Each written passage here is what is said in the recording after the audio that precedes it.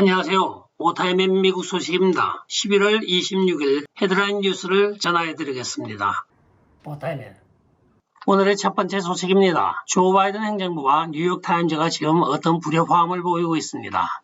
타임즈는 CDC의 통계 수치를 인용하여 2022년에는 35만 8,343명이 사망을 하였으나 올해인 2021년에는 11월 20일 기준으로 벌써 38만 6,233명이 사망을 하여 전년도 전체 숫자를 능가하고 있다고 말을 하면서 아직 한 달 이상 남은 연도 말까지는 더욱더 사망자 수가 늘어나 조 바이든의 코로나 바이러스 대응책에 대한 실패를 지적을 하고 있습니다. 지난 보도서 뉴욕타임즈는 플로리다에서는 하루의 발생이 1394건으로 인구 10만 명당 약 7건으로 전국에서 가장 낮은 수치를 보이고 있다고 하면서 백신 효과에 대한 회의적인 결론을 지금 내고 있습니다. 또한 플로리다에서는 지난 2주 동안 5%의 발병률 감소를 보이고 있는 반면에 백신을 강제 조항하고 있는 뉴욕, 펜실베이니아, 일리노이주 등에는 하루에 약 4,600건의 발병을 기록하고 이는 인구 10만 명당 36명으로 플로리다의 5배에 해당한다고 발표를 하고 있습니다. 지난 대선 토론 당시 조 바이든은 미국인이 22만 명이나 사망하였다고 하면서 이렇게 많은 미국인 사망을 책임져야 할 사람이 대통령직에 있어서는 아니 된다고 대선 토론 당시에 이야기를 하였는데 그 말이 바로 지금 자신의 처지를 지적하고 이야기한 것 같습니다. 다음 소식입니다. 마이크 펜스 등 도널드 트럼프 대통령 부근에 있는 참모들이 1월 3일 이후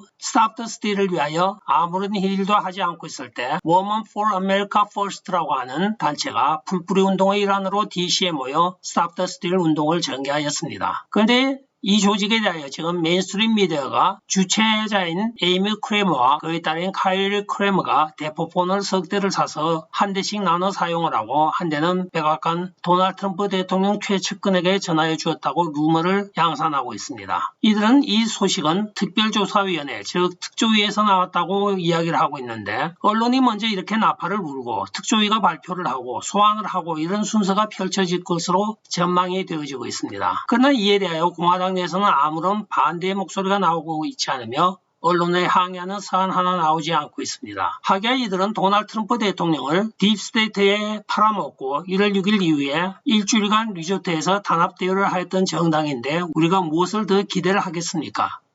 다음 소식입니다. 뉴욕주에 있는 롱비치시에 마운트 사이나이 사우스 나소라고 하는 병원이 긴급 폐쇄를 발표하였습니다. 따라서 응급치료를 해야 하는 환자들은 오션사이드에 소재한 자기들의 메인 병원으로 지금 이송될 것이라고 발표를 하고 있습니다. 이 롱비치 분원은 보건복지부 명령 준수를 위하여 임시 폐쇄가 되었으며 이는 종교적인 이유로 접종을 거부한 종사자들이 많아짐에 따라서 인원 부족 현상이 발생하여 병원을 폐원한다고 오늘 발표를 하였습니다. 영구 폐원이 아니고 임시 폐원인 이 병원은 넉 주 동안 인원 보충을 위하여 임시 직원을 모집할 예정이며 만약에 인원 확보가 늦어지면 병원 개원도 더욱더 늦어질 전망이라고 발표를 하고 있습니다. 종교적인 면제라고 하는 것은 우리가 말하는 어떤 무슨 교를 믿느냐 그게 아니고 태아의 태반 줄기 세포에서 추출한 백신을 맞지 않겠다고 하는 자기 종교적인 소신을 말하는 것입니다. 다음 소식입니다. 마이클 린들 마이필로 회장이 오늘 팍스뉴스에 대하여 비난을 하고 있습니다. 그는 팍스에 많은 보수적인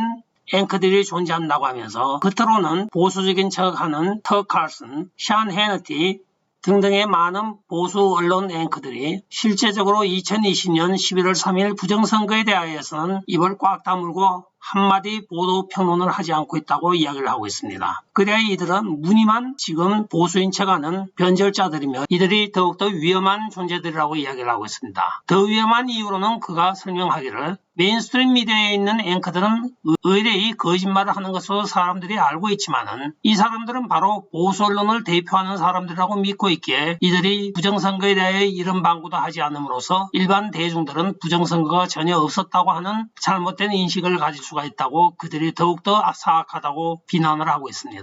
일리가 있는 말입니다. 다음 소식입니다. 뉴욕타임즈 직원들이 파업을 시작하였습니다. 이들은 뉴욕타임즈 계열 전자상거래 사이트인 와일커트라고 하는 것을 25일부터 29일까지 파업하겠다고 오늘 결의를 하고 파업에 돌입을 하였습니다. 추수감사절 주말을 맞이하여 많은 전자상거래가 예상되는 이 마당에 이들은 이렇게 뉴욕타임즈 전체를 비난을 하면서 파업을 하였습니다. 이들의 성명 내용을 보면 11월 25일부터 11월 29일까지 우리는 와이어 커트의 파업을 합니다. 여러분들은 이 전자상거래에서 물건을 사지 마십시오 하고까지 선전을 하고 있습니다. 한편 이들은 또한 주장하기를 지금 회사에서는 보유 현금만 10억 달러에 이르고 있는데 이것을 왜 나눠주지 않느냐고 이야기를 하고 있습니다. 여기에 지금 많은 댓글들이 올라오고 있는데 그 내용을 간추려보면 대충 다음과 같습니다.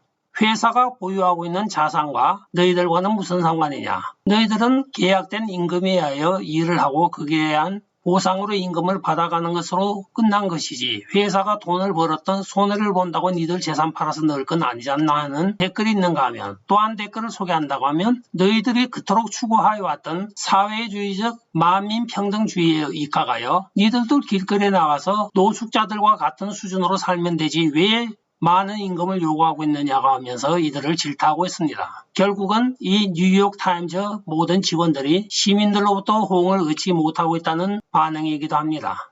자승자박이죠.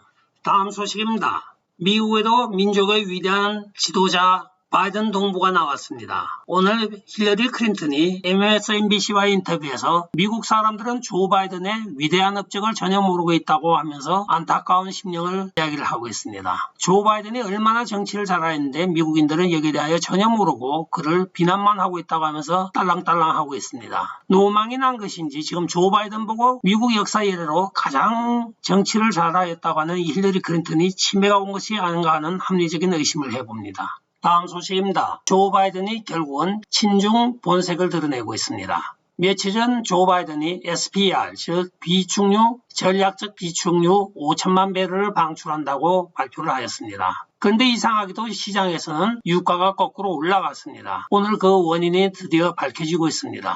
5천만 배럴 중에 36%에 해당하는 1,800만 배럴은 중국과 인도에 판매를 한다고 합니다. 지구를 구하기 위하여 전 세계 에너지 난을 해소한다는 명분하에 중국과 인도에 판매를 한다고 하는데 대부분의 전문가들은 이 전량이 중국으로 갈 것이라고 지금 전망을 하고 있습니다. 미국 국민들이 인플레이션 안정을 위하여 지금 유가 안정을 요구하고 있으니 5천만 배럴을 판다는 명분하에서 결과적으로는 중국에 1,800만 배럴을 주고 있는 조 바이든입니다.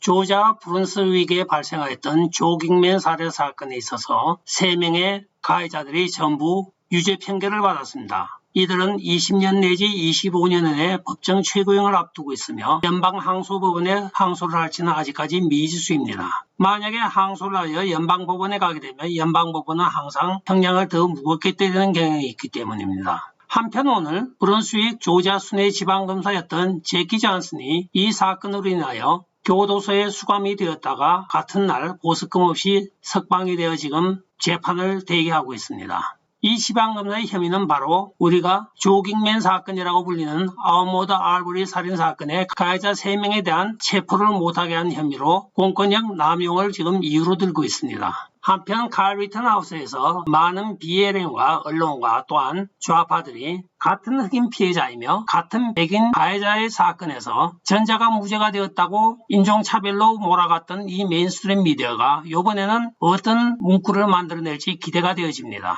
지금 최근 미국에서는 흑인에 대한 가해자는 백인이면 절대 되지 않습니다. 무조건 유죄로 입증이 되는 것입니다. 증거가 필요 없는 상황이 도래되고 있습니다. 역인종차별이 지금 미국에서 자행되고 있는데 여기서 조 바이든은 한 말을 더 하고 있습니다. 바로 아웃모드 알베리 사건에 전 세계가 주목을 하고 있는데 우리의 미국의 인종정의를 위한 투쟁은 갈 길이 멀고도 험합니다. 하고 오늘 발표를 하고 있습니다. 끝까지 시청해 주셔서 감사합니다. 좋아요, 구독, 알림 그리고 공유 부탁드리고 댓글 많이 부탁드리겠습니다. 안녕히 계십시오. 바이.